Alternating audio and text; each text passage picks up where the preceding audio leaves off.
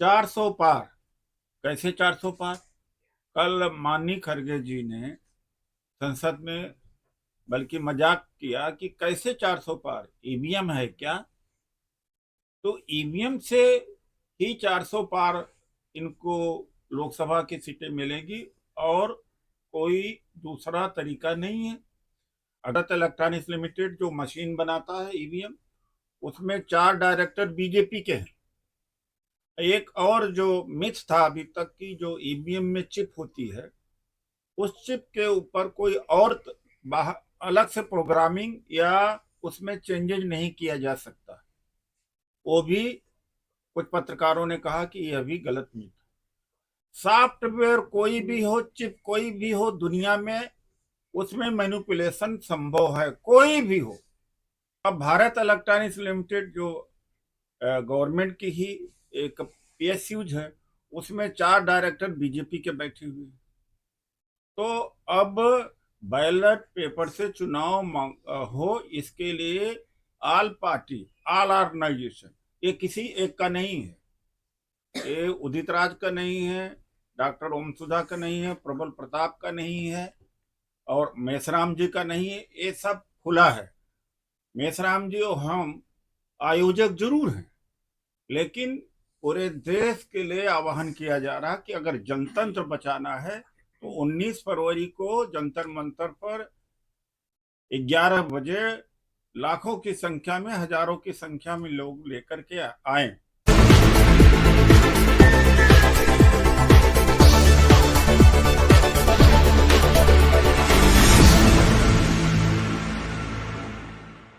5 नवंबर 2023 को रामलीला मैदान में रैली किया, और इस मुद्दे को उठाया गया कि ईवीएम से नहीं, बैलेट पेपर से चुनाव होना चाहिए।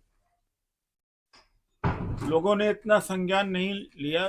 जब 3 दिसंबर को 5 राज्यों का रिजल्ट आया, तब चौकन्ना करने वाला था कि जहां पर दूर दूर तक बीजेपी के कार्यकर्ता नहीं थे, वोटर नहीं थे, बीजेपी के लोग खुद कहते थे, जैसे मध्य प्रदेश है, छत्तीसगढ़ में, कि अब हम जीतने वाले नहीं हैं। लेकिन रिजल्ट्स बड़े चौंकाने वाले आए।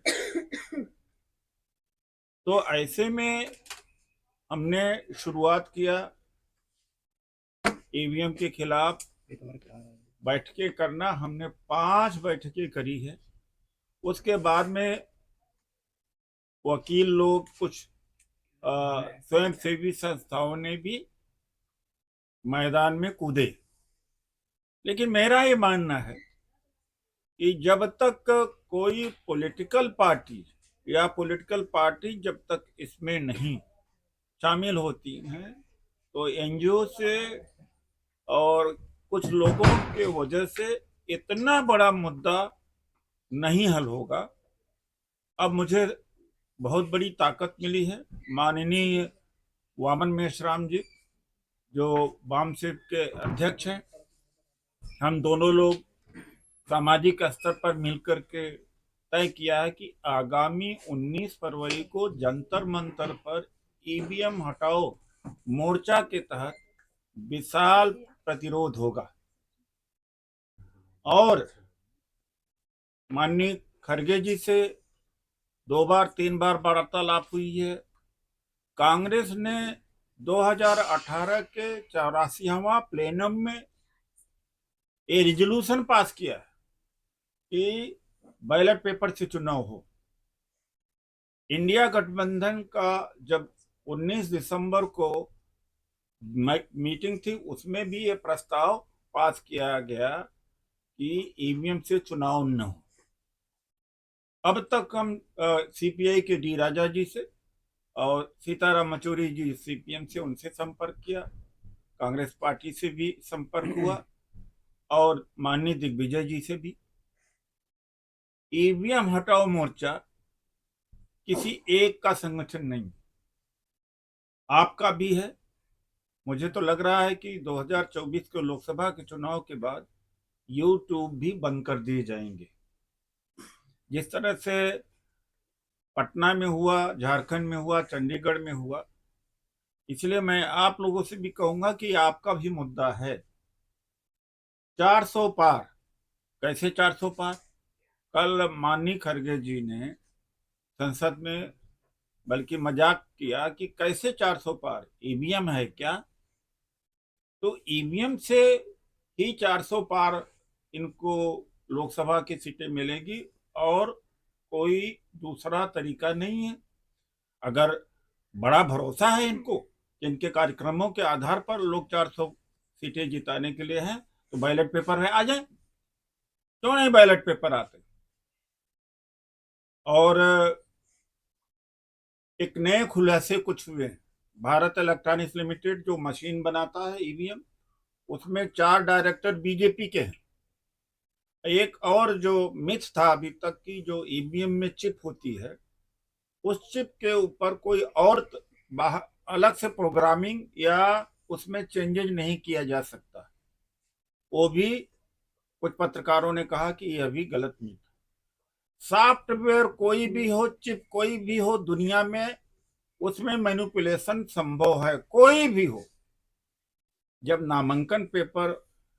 नामांकन किया जाता तो पेपर लिया जाता है, विड्रॉल के लिए पेपर लिया जाता है।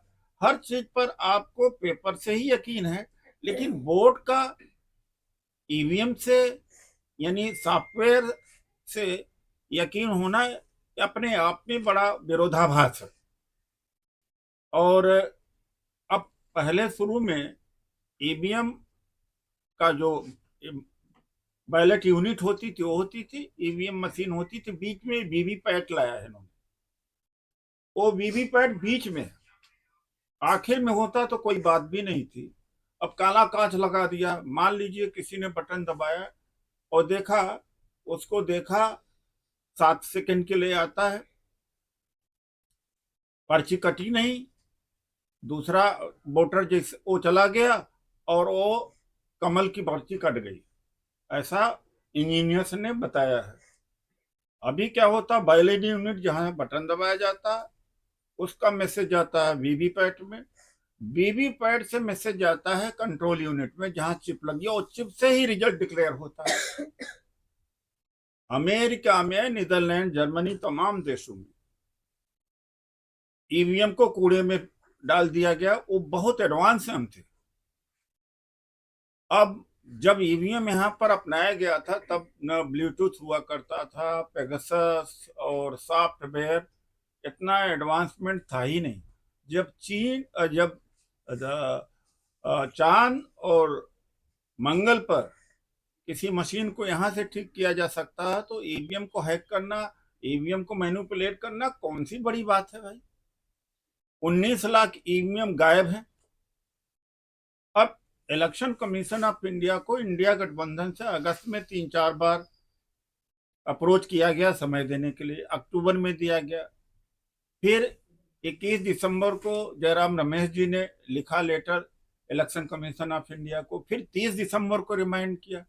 Election commission of India BJP का यूनिट हो गया है और इसीलिए election commission of India notice नहीं ले रहा। अब भारत इलेक्ट्रॉनिक्स लिमिटेड जो गवर्नमेंट की ही एक पीएसयूज है, उसमें 4 डायरेक्टर बीजेपी के बैठे हुए हैं।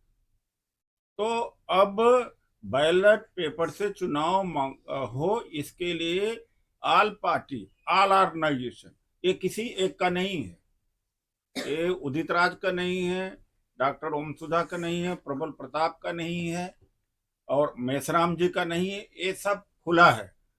मेसराम जी और हम आयोजक जरूर हैं, लेकिन पूरे देश के लिए आह्वान किया जा रहा कि अगर जनतंत्र बचाना है तो 19 फरवरी को जंतर मंतर पर 11 बजे लाखों की संख्या में, हजारों की संख्या में लोग लेकर के आए, चाहे जिस पार्टी के हो, चाहे जिस दल से हो। आज देश में जनतंत्र बचाने की बात है। इसी विषय पर हमने आज ये प्रेस वार्ता करी है। ईवीएम हटाओ मोर्चा, ईवीएम हटाओ मोर्चा एक कॉमन प्लेटफॉर्म, इस कॉमन प्लेटफॉर्म पर सबका स्वागत है। और सबसे पहले आपको ही यह खबर को बताया गया है। मुख्य धारा की मीडिया खबर उठाती नहीं, शायद उसको हम बाद में बताएंगे। और कल कार्यकर्ता बैठक होगी, कार्यकर्ता बैठक रणनीति करेंगे कि कैसे 19 फरवरी को जंतर मंतर पर भारी प्रोटेस्ट किया जाए, और इंडिया गठबंधन के सभी पार्टियों को हम अप्रोच करेंगे और सभी पार्टियों को आने के लिए दावत देंगे। बिना पॉलिटिकल पार्टीज के शिरकत के ये मुद्दा का कोई निराकरण नहीं हो पाएगा। जब किसान अपनी समस्या के लिए किसान लड़ता है तो ये पॉलिटिकल पार्टीज का मुद्दा है, पॉलिटिकल पार्टीज को लड़ना चाहिए।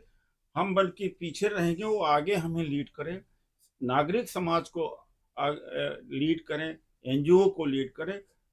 जो लोग संपर्क करना चाहते हैं और संपर्क जरूर करें, तो टेलीफोन नंबर है 8789325595। इस पर संपर्क करें। ये अब बातों से बात नहीं बनेगा, जो वो अत्याचार जुल्म इस देश में चल हो रहा है। धन्यवाद। मैं रोष नहीं था, पहले बार रोष है, गांव गांव तक रोष है। और इलेक्शन कमीशन ऑफ इंडिया ने 4000 लोगों को मैदान में उतार दिया है कि जा करके लोगों को समझाएं कि ईवीएम में कोई गड़बड़ी नहीं है। क्यों? इलेक्शन कमीशन ऑफ इंडिया का क्या इंटरेस्ट है इसमें? तो मैं सुप्रीम कोर्ट से भी अपील करता हूं कि सुप्रीम कोर्ट को इंटरवीन करना चाहिए। जर्मनी में सुप्रीम कोर्ट ने ईवीएम मशीन के ऊपर प्रतिबंध लगाया और उसके बाद पूरा यूरोप में बैलेट पेपर से चुनाव होता है। सर, चुनाव आयोग लगातार जगह जगह पर जा करके और ईवीएम का एक ट्रायल दे रहा है, लोगों को समझा रहा है कि ईवीएम एक फेयरलेस चीज है और फेयरनेस चुनाव करवाती है। नहीं, वो झूठ है। जो अभी तक एक होता ओटीपी, वन टाइम प्रोग्रामेबल, अभी तक कहा गया कि एक बार वो चिप बन जाए और चिप में एक बार प्रोग्रामिंग हो जाए फिर दोबारा रीराइट नहीं हो सकता, लेकिन वो गलत है। सर, ईवीएम जो है वो कहते हैं कि इंडिपेंडेंट डिवाइस है, उसमें किसी तरह से बाहरी हस्तक्षेप जो है पॉसिबल नहीं है, वो नेटवर्क से जुड़ा हुआ नहीं है, तो ईवीएम को हैक करना तो पॉसिबल नहीं है। तो कैसे मतलब आप कह रहे हैं कि उसमें जो है नहीं, आप पहले से प्रोग्रामिंग करके चिप डाल दो, उसमें टेम्परिंग का मामला है। टेम्परिंग का पहले से आप प्रोग्रामिंग कर दो। आप देखो अपने घड़ी में टाइमर आप फिक्स कर सकते हो कि 10 बजे के बाद से लेकर के 2 बजे तक हर तीसरा दूसरा वोट कमल पर जाएगा या 4 से 5 जाएगा। उसमें प्रोग्रामिंग कर लो, 10% मशीनों में प्रोग्रामिंग कर लो, खत्म। और यहाँ तक कि 150 का परिवार कुनबा वोट डालता है किसी और दल को और सारे के सारे वोट निकलते हैं कमल के, और छत्तीसगढ़ में एमएलए उसके परिवार ने अपने को वोट दिया, उन्हें अपना भी वोट नहीं मिला। सर, लोकसभा चुनाव हाल ही में होने वाली है, बहुत कम समय बचा है। क्या इतने दिनों के दरमियान में ईवीएम भारत में बैन हो सकता है? नहीं, अगर बैन हो तो एक बात हो सकता है कि वीवीपैट जो है, वैसे जो ये कहा जाता है ना कि पेपर से चुनाव में खर्चेला बहुत होता है, ये गलत है। ईवीएम महंगा होता है, 2 लाख का एक ईवीएम मशीन आती है, प्रिंटिंग में 2-4 हजार लगता था। कहते टाइम टेकिंग है। जनतंत्र की कीमत नहीं है कोई, उसकी कीमत नहीं लगाई जा सकती। 3 दिन 4 दिन काउंटिंग भी होती रहे तो सस्ते का है। अमेरिका में 10 दिन काउंटिंग होती है। इनका ये कहना है कि इससे जल्दी काउंटिंग हो जाती है, सुविधाएं जल्दी है। जनतंत्र बड़े मुश्किल से लाया गया है और इसको बचाने के लिए ये तो 10 दिन की काउंटिंग, क्या कुछ और भी किया जाए तो कम है जनतंत्र। सर, हमारे देश में सैकड़ों पार्टी हैं, उनके विधायक बनते हैं, सांसद बनते हैं, लेकिन वो लोग सड़क पर क्यों नहीं आ रहे हैं? आप आ रहे हैं, एससी एसटी ओबीसी आ रहे हैं, लेकिन सवर्ण पार्टियां नहीं आ रही हैं, बड़े नेता उनके सड़क पर निकल कर नहीं आ रहे हैं। जन आंदोलन नहीं बन रहा है पूरा ईवीएम आंदोलन। आपसे मैं सहमत हूँ इस बात को। इंडिया गठबंधन ने रेजोल्यूशन में लिया जरूर है, लेकिन आना चाहिए। आपसे मैं सहमत हूँ। यहाँ पर इसलिए कभी कभी नागरिक समाज को, सिविल सोसाइटी को भी इनिशिएटिव लेना पड़ता है। तो हमने इनिशिएटिव लिया था 3 दिसंबर के बाद में। पहली मीटिंग हमने 8 या 10 दिसंबर को हुई थी, जिसमें एक्टिविस्ट आए थे। उसके बाद में लोग अपने स्तर पर भी कर रहे हैं, लेकिन मेरा यह अपील होगा सबसे, एक मंच पर आए। और इस मंच पर पॉलिटिकल पार्टी भी आ रही हैं। बिना पॉलिटिकल पार्टी के शरीक के इस मुद्दे का कोई समाधान नहीं होगा, क्योंकि जो उनमें ताकत है वो एनजीओ में ताकत नहीं है, इंडिविजुअल में ताकत नहीं आम है। मतदाता कह रहे हैं कि हमारी वोटों की चौकीदारी नहीं कर पा रहे हैं हमारे नेता। हम तो वोट देते हैं, घर बैठ जाते हैं, लेकिन वो सड़क पर आए तो कुछ भला हो आम सकता है। आदमी को भी निकलना पड़ेगा। आम आदमी क्या है, आम आदमी से तो पार्टी चलती है। सर आपकी जो रीच है वो यूट्यूबर्स तक है, मेन स्ट्रीम मीडिया आपको दिखा नहीं रही है, तो आपके पास क्या स्ट्रेटजी है? मैन कि आप स्ट्रीम मीडिया तो कम बड़े बड़ी चीजों को नहीं हाँ, तो दिखाती। सर क्या स्ट्रेटजी है, कैसे आप मास तक पहुंचेंगे, नहीं तो कैसे एक गांव मास के तक लोगों पहुंचने के डोर टू डोर है, और जब हम ताकत लगाएंगे तो मेन स्ट्रीम मीडिया भी आएगी। वैसे एक आप सशक्त माध्यम हैं, आप अपने को कम ना आके सोशल मीडिया अब एक सशक्त माध्यम हो गई है। धन्यवाद। लेकिन सर कांग्रेस क्यों नहीं आ रही है सर ईवीएम के खिलाफ? सर कांग्रेस जैसे राहुल गांधी जी कर रहे हैं यात्रा, न्याय जोड़ो यात्रा, भारत जोड़ो यात्रा, अगर वो ईवीएम के खिलाफ बात करते हैं तो कुछ ज्यादा आवाज जाएगी जनता के बीच। हम उनसे भी आग्रह करेंगे कि वो बोले। सर ईवीएम से अलग हटके मेरा एक सवाल है कि 22 जनवरी को एक तरफ जहां राम मंदिर अयोध्या में आयोजन इतना बड़ा आयोजन रखा गया था, वहीं दूसरी तरफ मुंबई में आईआईपीएस एक कॉलेज है जहां पे एक दलित छात्र ने Indian institute of population science, yes, वहां पे एक दलित छात्र ने डायरेक्टर को चिट्ठी लिखी, और उस चिट्ठी में ये लिखा गया था कि यहाँ जो आयोजन हो रहा है इससे कहीं ना कहीं जो है जो वहाँ का माहौल है वो बिगड़ने की उसने आशंका जताई थी। महज इतना सा उस छात्र का गुनाह था, इसके बाद उस पर आईपीसी 53A की उस पर जो है धाराएं लगा दी और उसको गिरफ्तार कर लिया गया, और 295A के तहत। उस स्टूडेंट की इतना ही गलती थी कि उसने प्रशासन को बताने की कोशिश किया कि आम त्योहारों को जिस तरह ऐसा नहीं है, इस त्योहार से बलवा हो सकता, हुआ भी। अल्पसंख्यक छात्र का मैन हैंडलिंग भी हुई। उन्होंने अम्बेडकर एसोसिएशन बनाया था, उसको भंग कर दिया, उन सब को प्रताड़ित किया गया। मैं धन्यवाद करता हूं अशोक वानखेड़े जी का कि उन्होंने इस मुद्दे को उठाया है। आपने सवाल किया तो इस मुद्दे को मैं उठाऊंगा। और यह जुल्म अत्याचार है, राम राज्य है, तो यही राम राज्य है इनका कि दलितों, पिछड़ों, महिलाओं के साथ यही ऐसा ही होगा। तो एक शुरुआत है। मैंने कहा था ना 22 जनवरी के बाद में मनुवाद का आगमन बड़ी तेजी से होगा। तो एक उदाहरण है जानने के लिए कि मनुवाद किस तरह से आगमन कर चुका है। तो सर क्या राम राज्य में कोई आदिवासी मुख्यमंत्री नहीं बन सकता? सुधीर चौधरी कह रहे हैं कि वो जंगल में रहना चाहिए, राष्ट्रपति बन गई हैं, लेकिन वो उनका भी जो अपमान किया गया है। सुधीर चौधरी को या जो मनुवादी मानसिकता के लोग उन्हें टेढ़ा मेढ़ा आदिवासी हो, पूरा कपड़ा ना पहना हो, वो हिंदी अंग्रेजी बोलना न जानता हो, और इनके सामने मत नस्तक हो, तब वो आदिवासी है इनके लिए। पढ़ा लिखा और सूटेड बूटेड जानकार से नफरत करते हैं। किस तरह से सुधीर चौधरी ने नफरत, घृणा करने वाली बात किया। एक बात है, BMW आज कौन नहीं खरीद लेता, पान वाला खरीद लेता है, कनॉट प्लेस के पान वाले खरीद लेते हैं। अरे एक चिप, इतना घृणा कि चीफ मिनिस्टर, जिसके पिता भी चीफ मिनिस्टर है, वो BMW ले लिया, बड़ी बात हो गई। ये तो छोटे दुकानदार भी कर लेता है, LIC एजेंट भी कर लेता है, बीमा के एजेंट भी कर सकते। ये नफरत है, ये है बीजेपी का यही विचारधारा है।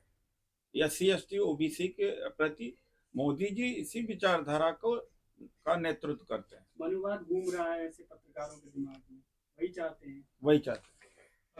लगातार ट्विटर पे सुधीर चौधरी को लेकर के अरेस्ट का भी मामला आ रहा है, तो क्या जेल जाएंगे सर? वो जेल जा सकते हैं? SC ST FIR दर्ज हो चुकी है। भाई मुद्दई भी वही, मुंसिफ भी वही, क्या उम्मीद की जा सकती? सर बदायूं के उत्तर प्रदेश के बदायूं में एक महिला जज ने सुसाइड कर लिया है आज। इसके पहले भी एक महिला जज ने सुप्रीम कोर्ट में याचिका दायर की थी, मतलब दरख्वास्त लगाई थी कि मृत्यु हमें इच्छा मृत्यु के लिए। आज तो इसमें क्या है, मनुवाद में तो यही होता है, मेल शॉविनिज्म। आपने 22 जनवरी को देखा और जो पूजा पाठ हो रहा तो उसमें महिलाओं की कहीं भागीदारी थी? तो मानसिकता ही वही है। चलिए, ठीक है सर। धन्यवाद। धन्यवाद।